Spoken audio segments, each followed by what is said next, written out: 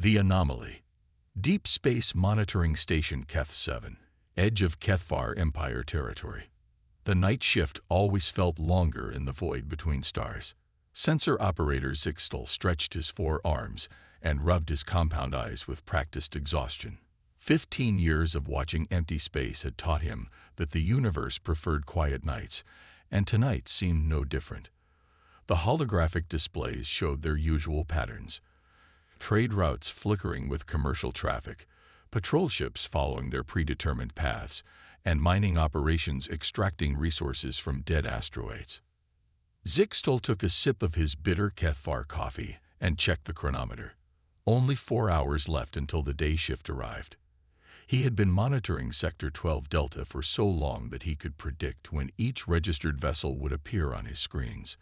The cargo haulers always came through at cycle mark 847, the military patrol at cycle mark 903, and the scientific expedition that had been studying the nebula would return at cycle mark 1200. Everything was perfectly normal until it wasn't. A soft chime echoed through the monitoring station, followed by a gentle pulse of amber light on Zixtal's primary display. He leaned forward, his mandibles clicking softly in concentration. A new contact had appeared at the very edge of his sensor range, moving through the restricted zone that bordered the dangerous Dead Nebula region. Ships never traveled through that area because the nebula's radiation interfered with navigation systems and life support. Zixtal initiated a standard identification scan, expecting to find a lost merchant vessel or perhaps a smuggler trying to avoid the main shipping lanes. The results made him blink his eyes rapidly in confusion. No identification signal, no energy signature, no heat trail, no electromagnetic emissions of any kind. According to his instruments, nothing was there, yet something was definitely moving through space at incredible speed. He ran the scan again, convinced his equipment was malfunctioning. The same impossible results appeared on his screen. The contact was there, definitely there, but it existed in a way that defied everything Zixtal understood about space travel. Ships needed engines that produced energy signatures. They needed life support systems that generated heat. They needed communication arrays that broadcast identification codes. This contact had none of those things, yet it moved faster than the most advanced HFY military vessels. Zixtal's primary heart began beating faster while his secondary heart maintained its steady rhythm, a biological response his species had evolved for moments of extreme stress. He opened a communication channel to his supervisor, Station Commander Velnera, who was sleeping in her quarters 3 levels below. "Commander, we have a situation in Sector 12 Delta. I need you on the bridge immediately." Velnera's response came back groggy but alert. "What kind of situation, Zixtal? Another merchant ship lost in the nebula?" "No, Commander. Something much stranger. I have a contact moving through the restricted zone, but it's not showing up on any of our identification systems. No energy signature, no heat, nothing. But it's definitely there, and it's moving faster than our fastest interceptors." There was a long pause before Velnera responded. "I'll be right there. Run a full diagnostic on all sensor arrays. This could be equipment failure." While Zixtal waited for his commander, he continued tracking the mysterious contact. The object maintained a steady course toward the inner systems, never deviating from its path, never slowing down. Most disturbing of all, its trajectory would take it directly through the heart of HFY space within 18 hours. If this was some kind of weapon or scout ship from an unknown enemy, the Empire needed to know immediately. Commander Velnera arrived on the bridge 5 minutes later, her usually immaculate uniform hastily thrown on over her sleeping clothes. She was an experienced officer with over 20 years in the HFY Space Guard, and Zixtal had never seen her look worried. Tonight, she looked very worried. "Show me," she commanded, settling into the command chair next to Zixtal's sensor station. Zixtal transferred his displays to the main viewing screen. The mysterious contact appeared as a simple white dot moving across a star field, but the accompanying data readouts told an impossible story. "Commander, According to our sensors, this object has mass and is definitely artificial, but it produces no detectable energy emissions. It's moving at approximately 0.7 light speed through normal space, which should be impossible without massive energy expenditure. Velnera studied the display with growing alarm. Have you contacted other monitoring stations? I want confirmation that this isn't just a malfunction in our equipment. Already done, Commander. Stations Keth 5 and Keth 9 are reporting the same anomaly. The object is definitely real. Velnera stood up and began pacing, her tail lashing back and forth in agitation. Contact Admiral Threndock immediately. This is beyond our authority level. 20 minutes later, Kethvar Fleet Command. Admiral Threndock had commanded the 3rd Fleet for 8 years, and in that time he had dealt with smugglers, pirates, rebel factions, and diplomatic crises with neighboring empires. He had never dealt with ghost ships that shouldn't exist according to the laws of physics. The Admiral's scaled hide showed the distinctive silver patterns that marked him as a veteran warrior, and his reputation for calm decision-making under pressure was legendary throughout the fleet. Standing in the command center of the massive battleship Indomitable, Admiral Threndock studied the tactical display showing the mysterious contact's projected path. Around him, dozens of officers worked frantically to coordinate a response to something they didn't understand. Status report, the Admiral commanded. Fleet Intelligence Officer Creshan approached with a data pad in her claws. Admiral, we have confirmed tracking from 7 monitoring stations across 3 sectors. The object maintains consistent speed and course. Estimated time to reach our primary shipping lanes is 16 hours. Any communication attempts? All standard frequencies have been tried, sir. No response. The object doesn't even acknowledge our hails. Admiral Threndock's mandibles clicked thoughtfully. What about our allies? Have the Zephyran Federation or the Altair Consortium reported similar contacts? I've contacted both governments. Admiral, they're mobilizing their fleets as well. This appears to be unprecedented in known galactic history. The Admiral made his decision. Order the 3rd, 7th, and 9th fleets to intercept positions along the object's projected path. I want a defensive perimeter established around our core systems. If this is some kind of weapon, we'll be ready for it. Simultaneously, 400,000 kilometers away, aboard the human vessel New Denver, Captain Sarah Chen floated in the zero-gravity observation deck of her ship, watching the stars stream past through the reinforced viewing port. The New Denver wasn't much to look at from the outside. A boxy, utilitarian vessel that resembled a flying warehouse more than a spaceship. But appearances could be deceiving, and Sarah took pride in her ship's hidden capabilities. Captain, we're approaching the target asteroid field, announced Marcus Rodriguez over the ship's communication system. Marcus was her chief engineer and the genius behind a revolutionary new propulsion system. ETA to mining site is approximately 6 hours. Sarah pushed off from the viewing port and floated toward the communication panel. Understood, Marcus. How are our stealth systems performing? Like a dream, Captain. The quantum dampening field is operating at 99.7% efficiency. We're practically invisible to conventional sensors. Any ship out there would have to be right on top of us to detect our presence. Dr. Elena Vasquez, the ship's xenobiologist and chief scientist, drifted into the observation deck carrying a data tablet.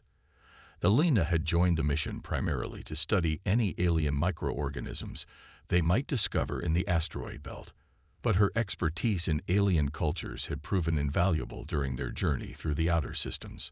Sarah, I've been analyzing the electromagnetic chatter we've been picking up from this region. There's definitely intelligent life out here, and they appear to have a highly organized civilization. Sarah turned to face her colleague. Any indication they've detected us? Not that I can tell. The communication patterns suggest routine commercial and military traffic. We should be able to complete our mining operation without drawing attention. Young Kai Thompson, barely 22 years old and the ship's pilot, voice came through the intercom with barely contained excitement. Captain, you need to see this. I'm picking up some unusual readings on the long-range sensors. Sarah and Elena made their way to the bridge, where Kai was hunched over his sensor display, his fingers dancing across the holographic controls. The bridge of the New Denver was cramped but efficient, designed for a crew of 4 to handle all ship operations. "What do you have, Kai?" Sarah asked, settling into the captain's chair. "There's a massive fleet movement happening about 50,000 kilometers ahead of us. I count at least 60 ships, all converging on our approximate position. They're not heading directly for us, but they're definitely setting up some kind of perimeter." Elena studied the sensor data over Kai's shoulder. "These ship configurations don't match anything in our database. We're definitely dealing with an unknown alien species." Marcus joined them on the bridge, wiping grease from his hands with a maintenance rag. "Captain, if they're mobilizing that many ships, something has them spooked.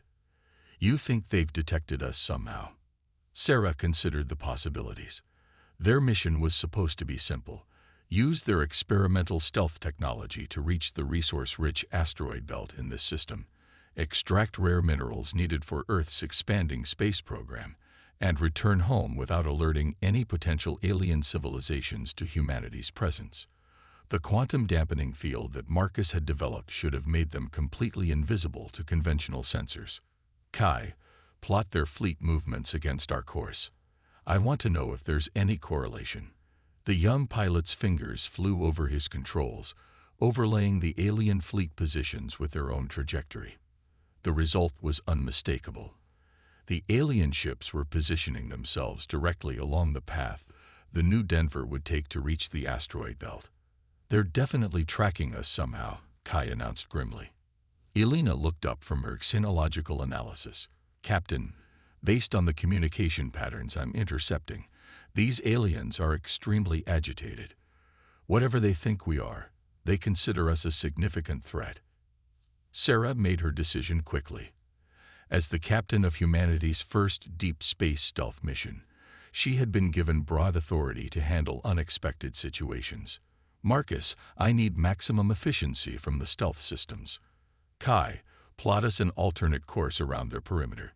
We'll approach the asteroid field from a different angle." "Captain," Marcus said carefully, "if we increase power to the stealth systems and change course, we'll be pushing our fuel reserves to the limit. We might not have enough for the return journey to Earth. Then we better make sure this mission succeeds," Sarah replied. "Elena, I want you monitoring their communications constantly. If they discover us, I need to know immediately." As the New Denver adjusted its course, trying to slip around the growing alien fleet, none of the humans realized that their presence had already triggered the largest military mobilization in galactic history. 3 separate alien empires had never cooperated before, but the threat of an unknown, invisible ship moving through their space had forced them into an unprecedented alliance. The stage was set for humanity's first contact with alien civilization, and it wasn't going to be the peaceful meeting that Earth's leaders had envisioned. The hunter becomes prey. HFY Fleet Command, Bridge of the Battleship Indomitable. Admiral Threndock studied the tactical display with growing frustration. 3 fleets from different star empires had positioned themselves in a perfect interception grid, yet their target had simply vanished. The mysterious contact had disappeared from all sensors simultaneously, as if it had never existed at all. "Intelligence Officer Kreshan, report," the Admiral commanded. "Sir, all tracking stations lost contact with the object at precisely the same moment, 14 minutes ago. There's no indication of destruction, no debris field, nothing. It simply stopped appearing on our sensors." Fleet Commander Zarthol from the Zephyran Federation appeared on the main communication screen, his crystalline features betraying obvious anxiety. "Admiral Threndock, my ships are reporting the same phenomenon. The target has completely disappeared. Our scientists believe this might be some form of advanced cloaking technology." A second communication window opened, showing General Valkyr of the Altair Consortium, her predatory features set in grim determination. "Both fleets are correct. My strategic analysis suggests we're dealing with a technology far beyond our current understanding. This vessel can become completely invisible while maintaining faster-than-light speeds. Admiral Frendock felt his secondary heart skip a beat. In over 30 years of military service, he had never encountered technology that could accomplish such feats. Recommendations: we maintain our defensive perimeter, General Valkyr suggested. If this vessel is indeed heading for the inner systems, it will have to reveal itself eventually. Agreed, added Commander Zarthal. My science vessels are analyzing the last known position, looking for any residual energy traces that might help us track this intruder. Aboard the New Denver, 2,000 kilometers from the alien fleet perimeter, Captain Sarah Chen watched the alien fleet positions on her tactical display with growing concern. The three separate groups of ships had created an impressive defensive formation, but they were clearly searching for something they couldn't find. The New Denver's quantum dampening field was working perfectly, but Sarah knew their luck wouldn't hold forever. "Marcus, how long can we maintain full stealth?" she asked her chief engineer. Marcus looked up from his engineering console, sweat beading on his forehead, despite the ship's climate control. "At current power levels, maybe 6 hours. But Captain, I'm detecting some kind of scanning pulses from those alien ships. They're trying different frequencies, different modulation patterns. It's like they're trying to find the right key to unlock our stealth system." Dr. Elena Vasquez floated over to the communications station, her expression troubled. "Sarah, I've been monitoring their communications, and the situation is worse than we thought. These aren't just 3 random fleets. They're representatives from 3 different galactic empires that have never cooperated before. Our presence has forced them into an alliance." Kai Thompson looked up from the pilot's station, his young face pale with worry. "Captain, one of those scanning pulses just came really close to penetrating our stealth field. I'm reading a minor fluctuation in the quantum dampening matrix." Sarah made a command decision. "We can't outrun them, and we can't hide from them indefinitely. That leaves us with one option." "What option?" Elena asked, though her expression suggested she already knew the answer. "We reveal ourselves on our terms, not theirs. Marcus, prepare to drop the stealth field. Kai, plot us a course that puts us at the exact center of their formation. Elena, start working on a first contact protocol. We're going to introduce humanity to the galaxy." Marcus stared at his captain in shock. "Sarah, there are over 200 alien warships out there.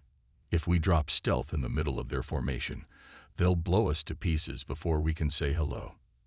"Not if we give them something else to think about," Sarah replied with a grin that her crew had learned to both love and fear. "Marcus, remember those mining upgrades you installed in the cargo bay?" Understanding dawned on Marcus's face. "You want to use the mining charges as a demonstration." "Exactly. Nothing gets someone's attention like a controlled explosion. We'll drop stealth, release a few mining charges set for minimum yield, and give them a light show that proves we could have hurt them if we wanted to." Elena shook her head in amazement.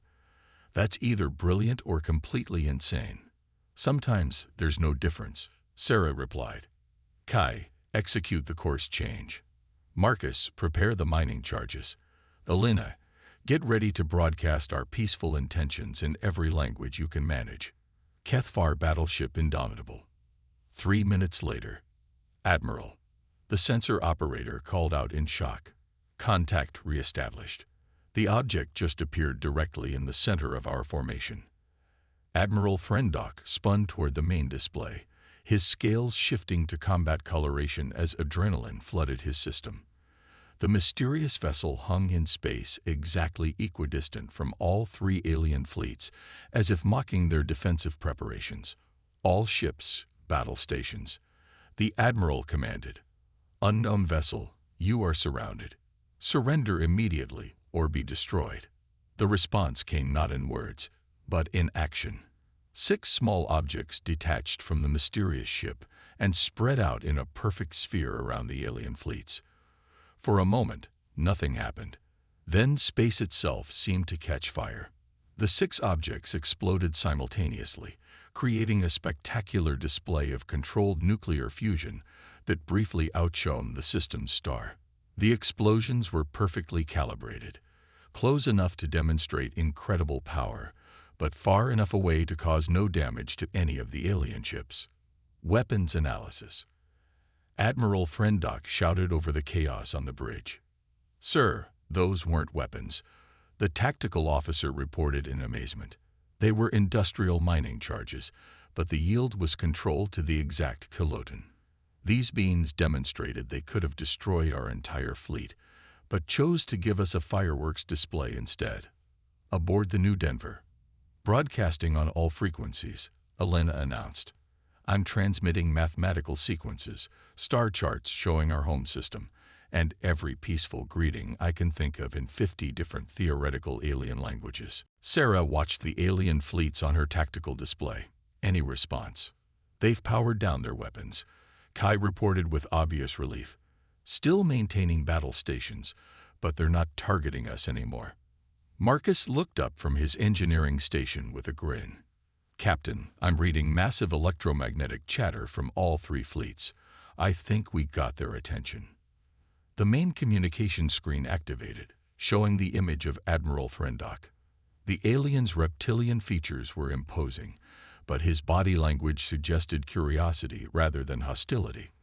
"Unknown vessel, I am Admiral Frendock of the HFY Empire. Your demonstration of power has been noted. We wish to communicate." Elena quickly activated the universal translator she had prepared for this moment. "Admiral Frendock, I am Dr. Elena Vasquez, representing the species known as humans from the planet Earth. We come in peace and wish to establish friendly relations with your civilizations." "Earth," the Admiral repeated, his translator making the word sound harsh in his language. "This planet is not known to us. Where is your homeworld located?" Elena transmitted the coordinates of Earth's solar system. "Our world is approximately 847 light-years from your current position, in what you probably consider empty space." There was a long pause as the alien admiral consulted with his officers. "Dr. Vasquez, according to our stellar cartography, that region of space contains no habitable worlds. Our surveys indicated it was devoid of intelligent life." "Your surveys were wrong," Sarah interjected, taking over the communication. "I am Captain Sarah Chen, commander of this vessel. We have been observing your civilizations for several months while conducting resource-gathering operations in this system. We chose to remain hidden until we better understood your cultures and intentions." General Valkyr's predatory features appeared on a second screen. "Captain Chen, your species possesses technology that allows you to become completely invisible to our sensors while traveling faster than our most advanced ships. Such capabilities suggest a highly advanced military." "General Valkyr, we are not a military vessel," Sarah replied calmly. "We are miners and scientists. The technology you observe was developed for peaceful exploration and resource gathering." Commander Zarthel joined the conversation, his crystalline voice carrying notes of amazement. "Captain, our analysis of your demonstration suggests that your mining charges could have easily destroyed our combined fleets. Yet you chose to demonstrate restraint. This implies a level of tactical sophistication that requires careful consideration." Marcus leaned over to whisper in Sarah's ear. "Captain, I'm analyzing their ship configurations through our sensors. Their technology is actually more advanced than ours in most areas, but they've never developed anything like our quantum dampening field. We accidentally created something completely unique." Sarah nodded and addressed the alien commanders. "We understand that our sudden appearance has caused concern among your peoples. We propose a formal first contact protocol. We will share information about our species and our technology, in exchange for knowledge about your civilizations and safe passage through your space." Admiral Frendock consulted with the other commanders through private channels before responding. "Captain Chen, your proposal is acceptable. However, the implications of your species' existence will require consultation with our respective governments. We request that you accompany our fleets to neutral space where proper diplomatic protocols can be established." "Agreed," Sarah replied. Dr. Vasquez will serve as our diplomatic representative. As the massive alien fleets reorganized themselves into an escort formation around the small human ship, Elena turned to her captain with an expression of wonder and concern. "Sarah, we just changed everything. Humanity isn't going to be able to quietly expand into space anymore. We're part of a galactic community now, whether we're ready or not." Sarah watched the alien ships taking up positions around them, each vessel massive enough to dwarf the New Denver. "Maybe that's not such a bad thing, Elena. We've been alone for so long, we forgot what it felt like to have neighbors." Kai looked up from his pilot station with a grin. "Captain, Earth is going to flip when they get our report. We came out here to mine asteroids and accidentally started humanity's first interstellar alliance." "Let's hope it stays an alliance," Marcus muttered, monitoring the power signatures of the alien ships surrounding them. "Because if these civilizations ever decide we're a threat, our little mining ship isn't going to be enough to protect Earth." As the combined fleet moved toward neutral space, the crew of the New Denver began preparing for humanity's formal introduction to galactic civilization. They had set out as miners and explorers, but they were returning as ambassadors for their entire species.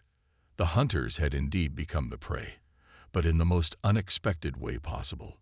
The aliens who had mobilized 3 fleets to capture one mysterious ship now found themselves escorting humanity's first ambassadors to what would become the most important diplomatic meeting in galactic history.